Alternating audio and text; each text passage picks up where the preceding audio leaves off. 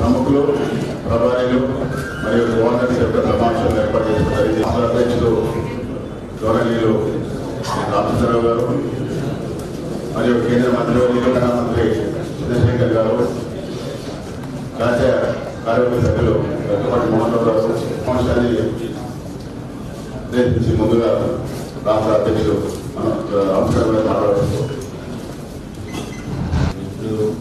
Secunderabad parliament సభ్యులు కేంద్ర మంత్రులు కిషన్ రెడ్డి గారు, తెలంగాణ భారతీయ జనతా పార్టీ సంఘటన మంత్రి అయినటువంటి చంద్రశేఖర్ రెడ్డి, మా ఇద్దరు కూడా ప్రధాన అధ్యక్షులు వేముల అశోక్ గారు, మాధవరావు గారు, గరికపాటి మోహన్ రావు గారు, మరి చేసినటువంటి అందరికీ పేరు పేరు నమస్కరిస్తూ, ఈనాడు మనము జూబ్లీ హిల్స్ ఎలక్షన్ సంబంధించిన దాంట్లో సగంలో ఈరోజు ఇంకా తీరిపోయింది. సగం రోజులు అంటే మొన్న షెడ్యూల్ వచ్చినప్పటి నుంచి ఈ 11వ తారీఖు ఎన్నికలు జరుగుతున్నాయి కాబట్టి కేవలం మనకు 14-15 రోజులు మాత్రమే. అది కూడా ఒక 9వ తారీఖు లాస్ట్ క్యాన్వాస్ తీసుకుంటే మనకు కేవలం 12 రోజులు మాత్రమే. దగ్గరకు వచ్చిన కొద్ది బీజేపీ యొక్క పెరుగుదల, బీజేపీ యొక్క రిజల్ట్స్ వచ్చేటటువంటి దగ్గరలో గెలిచే అవకాశాలు కూడా చాలా పెరిగినాయి. భారతీయ జనతా పార్టీ విషయాన్ని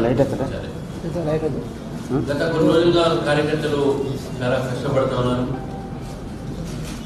ఇంటింటికి తిరిగి అదేవిధంగా నాయకులు కూడా పాదయాత్ర చేస్తూ, మరి దాంతోపాటు రేపు పెద్ద ఎత్తున మహాపాదయాత్ర అని దాదాపు 60 కేంద్రాల్లో రాష్ట్ర నాయకత్వం మొత్తం కూడా ఇంకో కేంద్రంలో కూడా పాదయాత్ర చేసేటటువంటి ఒక కార్యక్రమం కూడా మనం తీసుకుంటాం. కాబట్టి ఈరోజు ప్రచారంలో ఎక్కడ కూడా భారతీయ జనతా పార్టీ, కానీ బీఆర్ఎస్ పార్టీ, కాంగ్రెస్ పార్టీ ఇద్దరు కూడా ప్రచారం కేవలం ఏ విధంగా ముస్లిం ఓట్లు మాకు రావాలనే ఆలోచనలో వాళ్ళిద్దరు ఉన్నారు. ముస్లింసే వాళ్ళకి ఓట్లు వేస్తారు, వాళ్ళు వేస్తేనే ఆలోచనలు ఈ రెండు పార్టీలు ఉన్నాయి. నిన్న మొన్న బీఆర్ఎస్ నాయకులు మాట్లాడుతూ మేము మీకు కబ్రస్థాన్ జాగాలు ఇస్తాం, బీజేపీ వస్తే గుళ్ళు కడతారంటుంది, కానీ మీకు కబ్రస్థాన్ దారి అని చెప్పి మాట్లాడుతారు. మరి కాంగ్రెస్ పార్టీ వాళ్ళు మీ క్యాండిడేట్ గతంలో ఉన్న క్యాండిడేట్ గురించి పెట్టి మీరు మాకే ఓటేయండి అని చెప్పి వాళ్ళు మజ్లిస్ పార్టీ వారి ప్రచారం కూడా అసెంబ్లీలో వస్తుంది.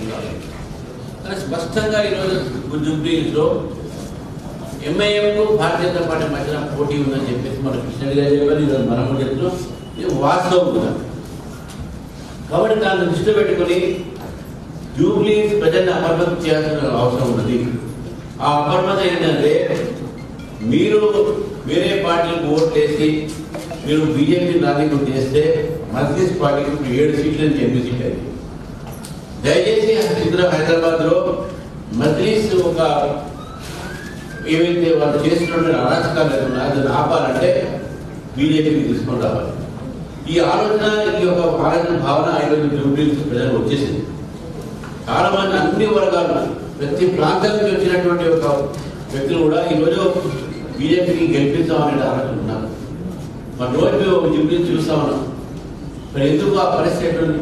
అక్కడ రాష్ట్ర ప్రభుత్వం కాంగ్రెస్ పార్టీకి, గతంలో బీఆర్ఎస్ పార్టీకి, ఆ ప్రాంతానికి ప్రాతినిధ్యం వహించింది గతంలో కాంగ్రెస్, ఇప్పుడు బీఆర్ఎస్. ఈ రెండు పార్టీలను దాన్ని నిర్లక్ష్యం చేసినటువంటి స్పష్టంగా మన కళ్ళ కనపడతా ఉంది. కాబట్టి ఈ నేపథ్యంలో మనకు గెలిచే అవకాశాలు చాలా పెరుగుతున్నది. ప్రజల్లో తప్పకుండా బీజేపీ గెలిపించాలనే భావన వచ్చింది. కాబట్టి మనం ఈ 10-12 రోజులు చాలా జాగ్రత్తగా పనిచేసుకోవాలి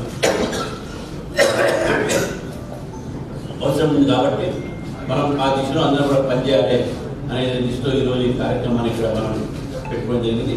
మనకు పెద్దలు సూచనలు ఇస్తారు, వారి సూచనలు కూడా పాటించి మన చేతుల్లో పోయి మనం జూబ్లీహిల్స్ని మనం బీజేపీని గెలిపించి రాబోయేటువంటి రోజులు 2028లో జరగబోయేటువంటి సాధారణ ఎన్నికల్లో తెలంగాణలో భారతీయ జనతా పార్టీ ప్రభుత్వానికి జూబ్లీ నాంది పలకాలని చెప్పి మీ అందరినీ కోరుతూ ఈ యొక్క అవకాశం ఇచ్చినటువంటి గౌతమ్ గారికి ధన్యవాదాలు. ఈ కార్యక్రమాన్ని ముందు తీసుకుపోవాల్సింది కోరుతాం. అన్న అన్న తీసుకుంటారు వాళ్ళు కూర్చోండి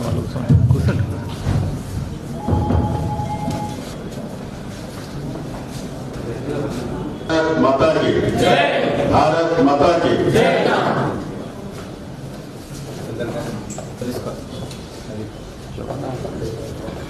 అధ్యక్ష వారు చెప్పినట్టు జూబ్లీస్ బై ఎలక్షన్ సందర్భంగా ఏదైతే ఈ యొక్క అసెంబ్లీలో 407 బూతులు ఉన్నాయి, 78 శక్తి విభాగకు ఏదైనా సంస్థాగతంగా బూత్ కంపెనీలు హైదరాబాద్ పార్లమెంటు మరియు హైదరాబాద్ రంగారెడ్డి జిల్లాలో కాబట్టి నాయకులతోని ప్రభావాలు కూడా అదే కాకుండా గిరిజనులు కూడా